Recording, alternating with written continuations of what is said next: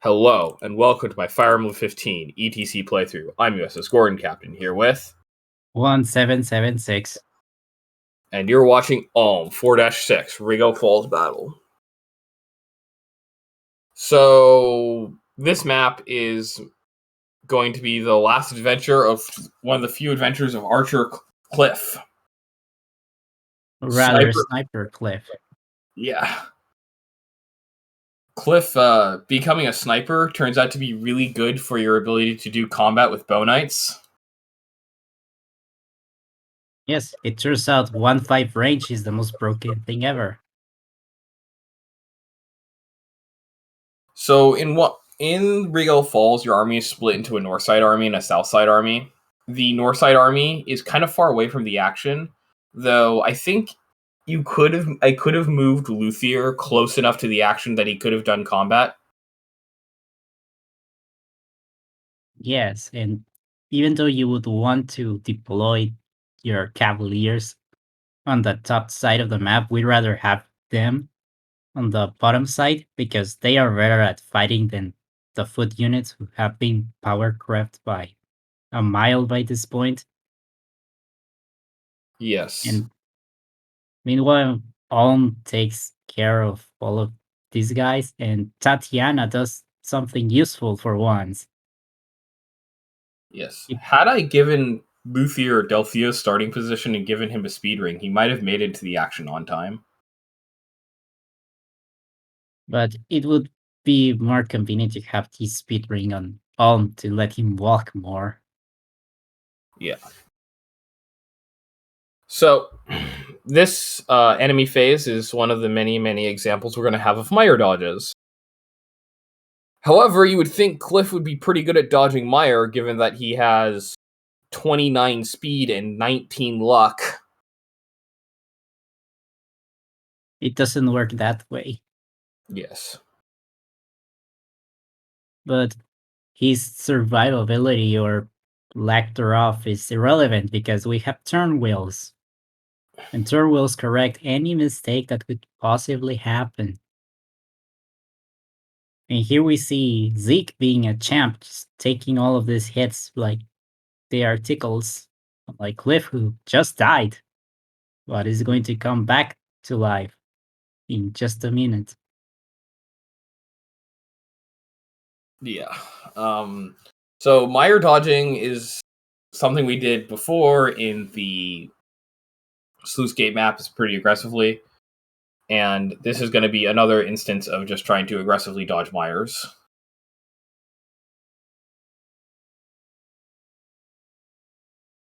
It wouldn't be necessary if there were more healing items, or you could use healing items along with your weapons, but this is no such game.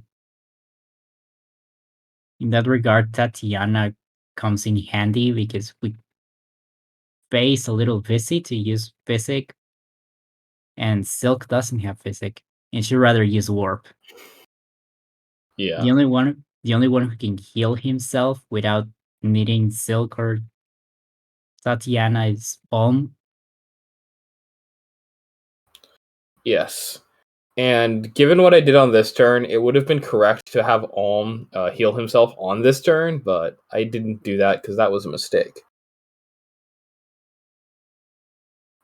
So the next thing we get to do is we get to rescue. You have Faye be extraordinarily a busybody, rescuing Silk up the hill so that she can warp Ulm.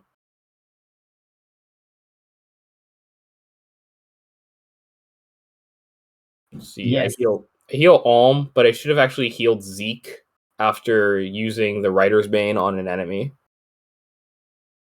Yes, Zeke is going to face a very reliable and definitely not suspect enemy phase in which he dodges a lot of 64% hits. Yes. Thankfully, there are the things called turn wheels, which are really balanced.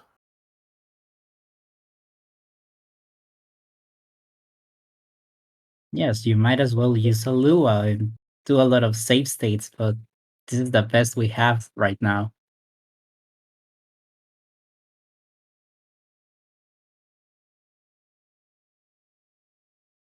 No, So here I realized that you actually need to put all up in that square so he can double Magnus in the upcoming turn. So I actually need to move Alm there. Um, so if I had realized that ahead of time, which would have been smart, I could have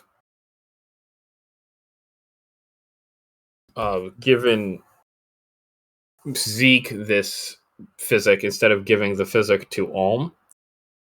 And if I had recognized this ahead of time that Alm didn't need the speed ring, I could have given the speed ring to Luthier, and he might have been able to make it to the action on time. But I didn't do either of those things. speaking of action, we see Matilda being the weak link. She gets hit for a lot of damage and fails slightly to kill. Like Zeke has to do all the hard work. She's just there to chip down an enemy. Yes. As an example, here Matilda needs a crit to kill an enemy. Gosh. If I had done combat in the other order, Zeke would have been able to attack that enemy, and I wouldn't have had to get the crit at all, but YOLO. Or in this case, turn wheels. I mean, that could be solved if you have deployed Luthier or Delphia and have them walk up right with Zeke and Matilda, so Yeah. they are not completely worthless. But it worked out in the end, so it really doesn't matter. But would have made it more reliable. And now we just do cleanup. So cleanup is actually surprisingly easy because we have lots of really good combat units. The main difficulty in doing the final Baron kills is that not a lot of player units are good at killing Barons. So the best way to kill Barons in this map is with Excalibur crits. But our only unit that can get good Excalibur critting is Tobin, who's a little on the lower side. The other option we have for killing Oh, Barons. Barons is is Clive. Clive can chip a bit, but he's not actually good at killing them. He can just do a decent amount of damage with armor crush. It's a shame that weapon arts cannot double because otherwise Clive would be able to one around these guys and we wouldn't need to. And Yeah, as you can tell, he did 23. Come on, Clive. But Clive pulls up the rear and kills the Baron on the right, and now, on the left, and now Cliff can kill the Baron on the right with a crit, which frees up space for Tobin to chip down Magnus and finish him off with Alm. And that was Rigel Falls, cleared in 3 turns.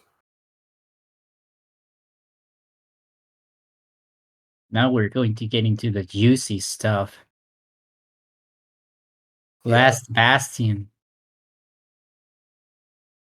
So now it's on to Last Bastion. Now, Last Bastion is a very big and scary looking map, but actually it's surprisingly easy.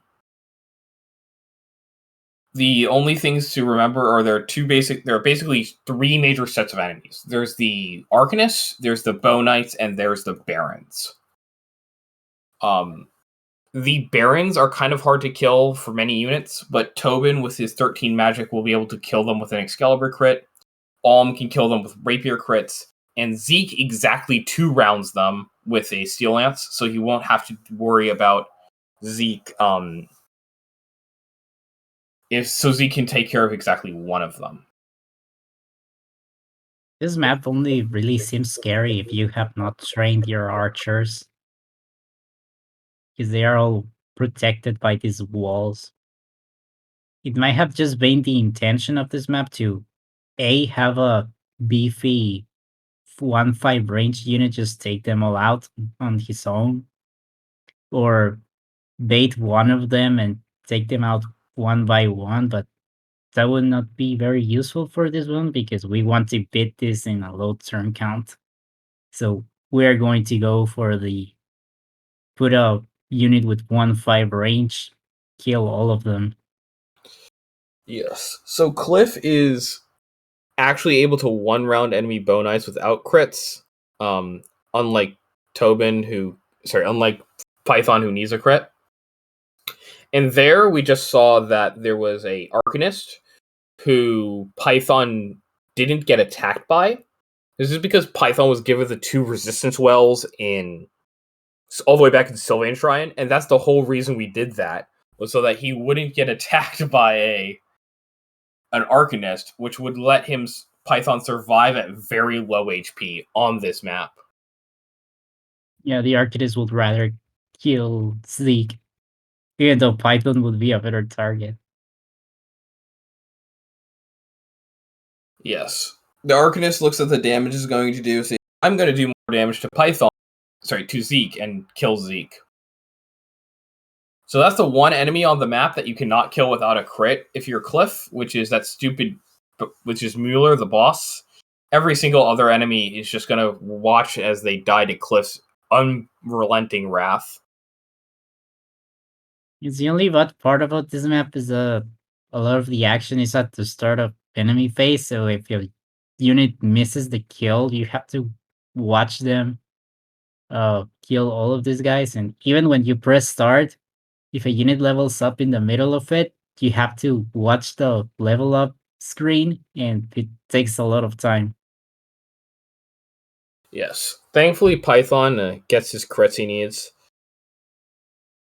The crit rate on Python isn't the best, but it's the best we got. So 11 turn wheels is a lot, and it really removes a lot of the low odds things, like only 75% of the time you critted Bonite. Well, you have 11 turn wheels, so that's nothing. Pretty much all of the turn wheels are dedicated to Python because he's the most likely to miss. Yes. I mean, you saw the level up screens.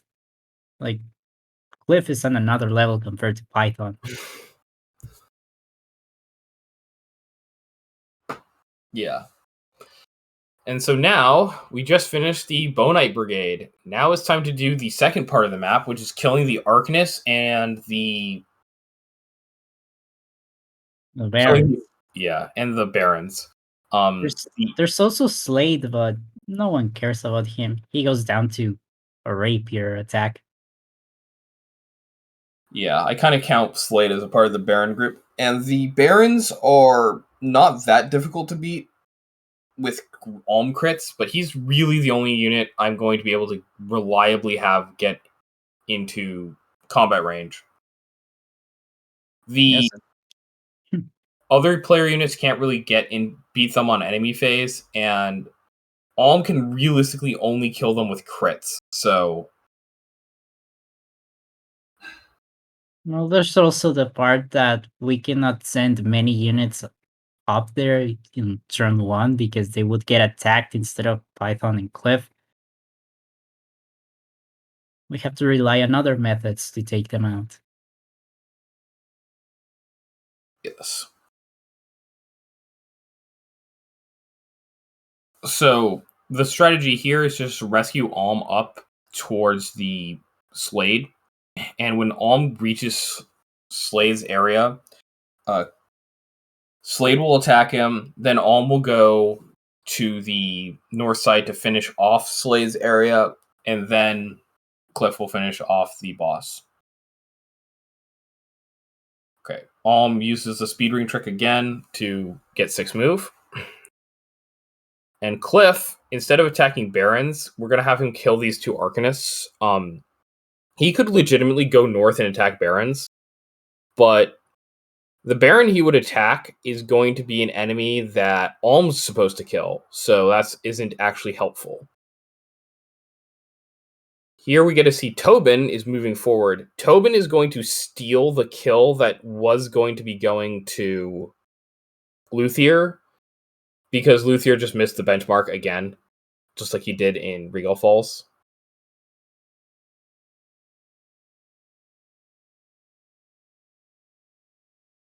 No, it's time for cleanup. The last enemies on the map. Yep. So cleaning up this map is mostly the function of Alm's Rapier crits and Tobin Excalibur crits, which are some of the most annoying things in the game. But they're sort of a necessary evil, unfortunately, to get through maps quickly, because enemies and echoes have a lot of bulk. Yes, the good thing is that the crit rate is not that bad. Yes, and you only need one crit to get the kill rather than two, so it's a lot more likely. You know, the Sniper Cliff, I think, would need the double crit on the Varing anyway. So it's just better to have Tobin kill him. Unfortunately, that is not the same case for Olm. He does need the crit to take them out. Yes. Alm can kill each Baron with one hit and one crit, and he doesn't need two crits, but he does need one crit. This is partially a strategy designed around like increasing having Alm get kills because he can get kills, but also because Alm needs kills so he can prepare for his solo in the final map.